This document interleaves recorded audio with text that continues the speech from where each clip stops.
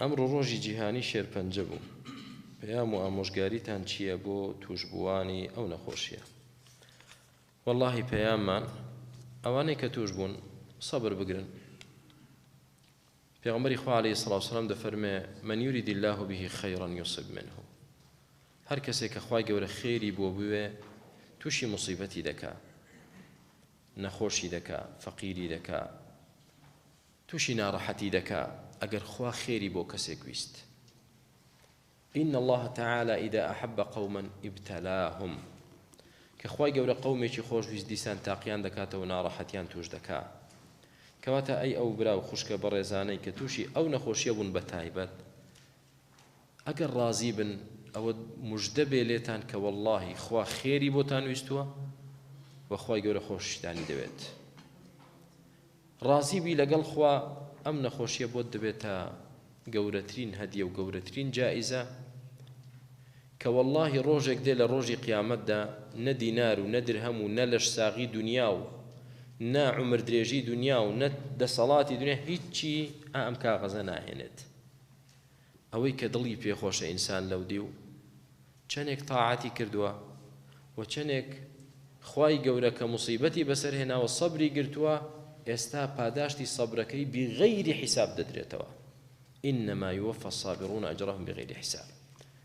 لحديث صحيح ده هاتوكا لروج قيامت دا أوانيك لشساغ بون لدنيا دا دبينن نخوشكاني دنيا أواني بلا ونخوشيان بسر هاد لدنيا أجروا باداشتيان چن قوريا لشساغ كاني دنيا تمنا دا كان لدنيا قوشتيان لكرابايا وأوانيش يعني أواندتوشي نخوشي وناراحتي زور بوبان بۆی ئەوانیش ئەو پاداشتە زۆرەیان وەرگر پاڵە قیامەتدا.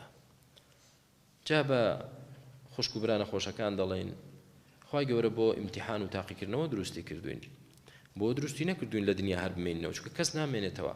بە نەخۆشیش نەمری، بە حادیسەی سیارە دەمری، بە حادیسەی سیارە نەمری، دەخنچەی نەخنچەی خان و دەڕوخێ، زەلزەلەیەک و مەلەرزەیەک لێت دەدا، جەڵتەیەک لێت دەدا، دەسووتەی والحاصل بەخۆشت نازانی لە خەو هەڵساوکە کە وەڵا فڵانە کەسم شۆ لە خەودا وەفاتی کرد. هەر دەمرین بەڵام تۆ کە نەخۆشیت خوای گەورە خێری بۆ ویستویت پاک بیتەوە لە هەرچی گوناها هاتە ئینشاءالله.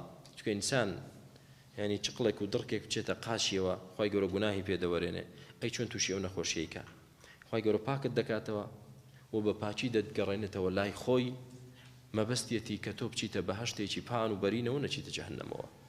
دائیمەن بەو تێڕوانینە بڕوانە نەخۆشیەوە کە خوا خۆشی ویستون و خێری بۆ ویستون.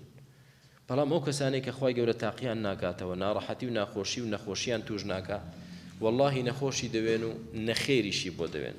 لە مەفهومی هەردوو حەدیثەکە ئەوە دەردەکەوێت.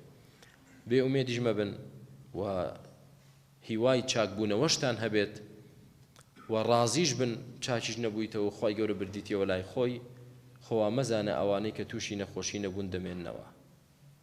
ئەفەئین میتە فەهم الخالیدون. خوای گەورە دەفەرمێ محەممەد بۆ کە تۆ مردی ئەوان لە دوای تۆ دەمێننەوە هەمووی هەردەمرێ هەمومان دەمرین. بۆیە ئومێدتان بە ڕەحمی خوا زۆر بێ، سەبرتان بێ و ڕازی بن لەسەر ئەو قەدەرەی کە خوای گەورە بەسەری هێناون. ئەجر و پاداشتان لای خوای گەورە یەکجار زۆرە.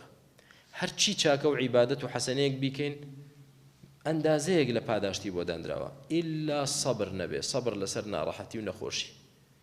يوفى إنما يوفى الصابرون أجرهم بغير حساب. أجري إيوه بحسابه. خوای گەورە شیفای هەموو نەخۆشێک بدات بۆ خاتری ناوجوانەکانی صفاتە بەرزەکانی و لە مردووی هەموو لایەکمان خۆش بێ و ڕەحم بە هەموو لایەکمان بکات، ئەخیرمان خێر بکات بۆ خاتری ناوجوانەکانی. سبحانك اللهم بحمدك أشهد أن لا إله إلا أنت أستغفرك وأتوب إليك.